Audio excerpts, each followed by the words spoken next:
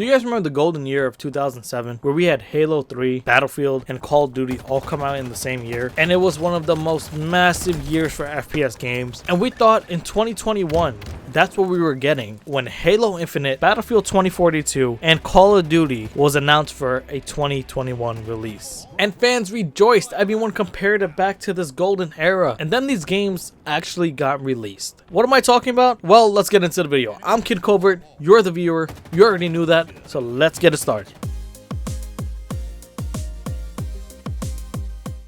First, we're going to start with Halo Infinite. Halo has been on a bit of a decline since Halo 4. Halo 4 was the first game to be developed by 343 Industries when Bungie's contract with Microsoft ended and they started making Destiny. Halo 4 did something bold and it left the classic Halo formula. It added things like armor abilities, ground pound, and sprint, and it made it feel, honestly in my opinion, more like a Call of Duty game than it did a Halo game. In its own attempts to speed the game up and add more depth to its arena shooter style, it didn't resonate with a lot of players. Not only did Halo 4 have its issues captivating the fans of its franchise, but it also tried to compete with a little game that came out that year called Call of Duty Black Ops 2. Now, if you know your history, Black Ops 2 is regarded as one of the best Call of Duty, if not the best Call of Duty in franchise history. Now, with the announcement of Halo Infinite and the promises that they made when it came to features, armor customization, as well as Forge mode, fans were excited. They also released a playtest that fans could sign up for, and honestly, it blew up. A lot of fans had a lot of enjoyment with it. I wasn't able to play it, but I was able to watch it, and it seemed like players were really gravitating towards Halo Infinite. Halo Infinite also had an ace up its sleeve. It was going free to play for its multiplayer. Now, the story would be the paid portion of it, but if you were just a fan of the multiplayer, you had the luxury of playing the multiplayer without having to pay that initial fee. Now, what went wrong with Halo? Amongst its fans, Halo Infinite's gameplay was one of the best things about it. A lot of players enjoyed it. They said it felt like classic Halo from its playtest, and honestly, it made me excited because I'm a fan of the Halo franchise, not as big as Call of Duty or even Battlefield, but I'm a big fan of Halo. I enjoyed playing these games when I was a kid, and I was excited to have a free-to-play Halo game because I'm broke as fuck and really enjoy that. But honestly, 343 dropped the ball. Now, the main issue really came down to content. One major point of conversation when Halo Infinite came out was that it was missing a lot of core Halo features. Forge mode, SWAT playlist. Also, because of its free-to-play progression, you had to pay for things such as armor skins, something that was basic back in Halo 1, Halo 2, Halo 3. Now, rightfully so, that ruffled a lot of feathers. Although through its issues, 343 Industries have been working hard to bring it back to what was promised to them. Also, their esports are constantly growing. It's honestly a lot of fun to watch, and hopefully Halo Infinite could be that it once was, to really live up to Halo 3, which was, in my opinion, the best Halo of all time. I'll be honest, I have a lot of fun playing Halo. I'm not super big on Halo anymore. These issues don't really bother me as much as like the Call of Duty issues do. At its foundation, Halo's gameplay is a lot of fun. It feels like classic Halo with a bit of a twist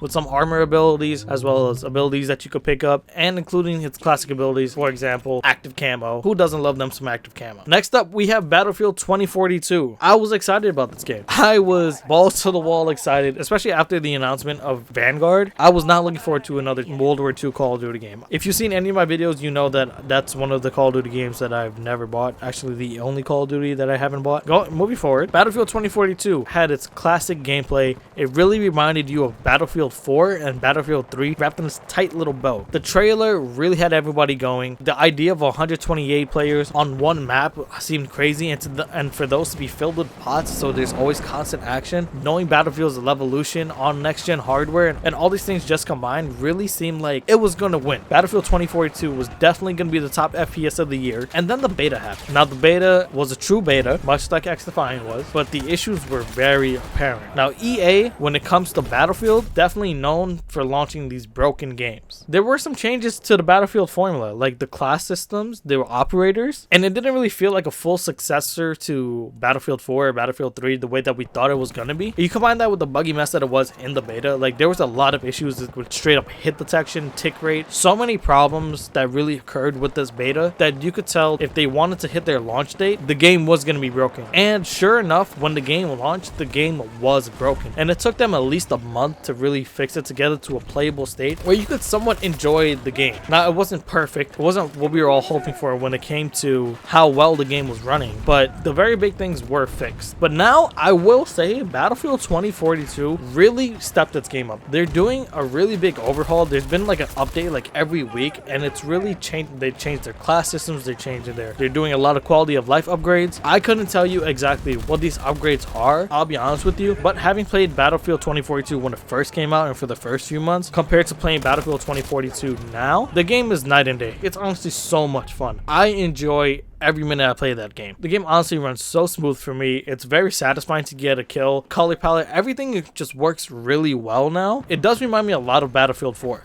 Battlefield 4 launched in a similar state. It was really buggy. It was messed up. A lot of players that bought Battlefield 4 went back to Battlefield 3. But Battlefield 2042 is really fun right now. I honestly, it's been one of those games that I've been playing every day now just because I've been having fun with it. With Battlefield marketing the way it did in 2021 and really feeling like it should have been that game that was going to save us from Call of Duty, because at that time, that's what a lot of Call of Duty fans wanted. It really missed the mark. Not for nothing, I would say when it comes to Halo and Battlefield, it's definitely something to get into now. Halo isn't quite as where I would want it to be yet. That's just my personal opinion. Battlefield, it's really heading in the right direction. It's really close to where I feel like it should be, and it's quite enjoyable. It's definitely worth the pickup, especially if you have Game Pass, because it's on Game Pass, whether on PC or Xbox. You're gonna have a lot of fun playing Battlefield now. The customization works really well. The gameplay is really smooth, and it's just a satisfying game to play. Battlefield's always felt really satisfying for me. So if you've been holding off because of what happened in 2021 and all those issues, I recommend trying those games out. But now we get down to Call of Duty Vanguard. Call of Duty Vanguard failed its fans just by the trailer. Now that's a bold statement to say, and I wish that Vanguard really hit the mark on this game. I was very excited for another Call of Duty. I wasn't too keen on Modern Warfare 2019. Cold War was really good, and I want to see them expand on what Cold War did. That's my opinion. I know it's reversed for a lot of people, but Cold War was one of my favorite Call of Duty games of all time. To see Call of Duty go back to a World War II setting was really not it. And honestly, I don't even think Sledgehammer wanted to make a World War II game. I do feel like Sledgehammer is always forced to make these games that's supposed to just fit into whatever the Call of Duty cycle is, and they're not being able to really put a passion project out. I feel like their true passion project was Advanced Warfare 2, and you could see it. There was so much in that game, even though it wasn't for everybody because of the exosuits and the supply drops, which at that time everybody loved some supply drops. Let's just make that known. You could really see the love and care in that game. But I digress. I could be wrong. Honestly, I feel like a World War II game was just not what anyone wanted. The Call of Duty community was very vocal about that. It was already too late. I don't know much about game development, but I'm pretty sure you can't change the whole setting just like that. So it was pretty much doomed for a while. Then the game came out, and oh my god, was it buggy. Now, like I said, I didn't buy this game, I didn't play this game, but this game was so buggy that even I knew about it just by watching. No matter who you watched, no matter what you did, I played the beta and I thought these packet burst issues were gonna go away, but that was like the #1 issue in Vanguard, where you would just be running and then packet burst, you'd stall and then you'd zip by, or hit registration was off because of packet burst, and it did not matter how good your internet was. It just always happened. Don't own the game to go back to it and get some new gameplay, unfortunately, so I apologize for that. Honestly, I don't like doing that, but I really can't show anything else. Now, usually the issue with Call of Duty games was content, but Vanguard actually launched with a good amount of content. And one thing that it did really well is it had combat pacing. You could play 6v6, 10v10, or I believe it was 20v20, where it literally just took the same maps and however many players you wanted to play against or with, it stuck you there. And it really made for chaotic gameplay or slow gameplay. And I love that they gave the players that choice. Vanguard, honestly, despite its bugs in the beginning and its drip-fed content after its release, and I want to make that very clear, it was after its release, because at launch, it wasn't that bad compared to Call of Duty games of what we get now. After its release, it was very slow, and that could be a product of Warzone. It could not be, who knows, but at the end of the day, that's what happened. That was one of its issues. On top of it,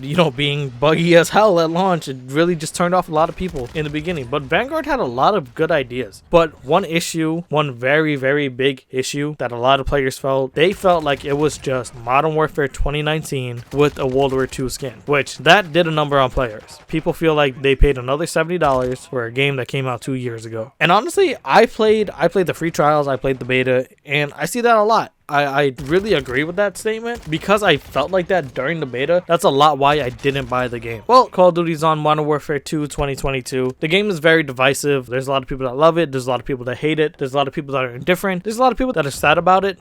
like me. With that being said though, I just wanted to take a trip down memory lane because I was reminiscing about these games. I still play Halo, I still play Battlefield 2042. I don't think much people are playing Vanguard still. And I want to know, how did you guys feel in 2021? Were you guys excited about all these games potentially releasing at the same time and really having some competition in the FPS world? Because I was so excited all year for these games and it just felt like a letdown. I'm really glad that Battlefield and Halo are really getting a standing ground and a lot of players are enjoying it more and more. I'm sure there's going to be criticisms that I don't know about, not being so heavily in the fan base, but as a casual player for these games, as someone who loves FPS in general and has a good understanding of what can make or break a game in FPS, I feel like these games are stepping in the right direction, so that definitely makes me happy. Let me know what you guys think about these games. Let me know if you guys are still playing any of these games, and if you made it this long, please like, share, and subscribe, and also check out my other videos. I'll see you guys in the next one. Thank you.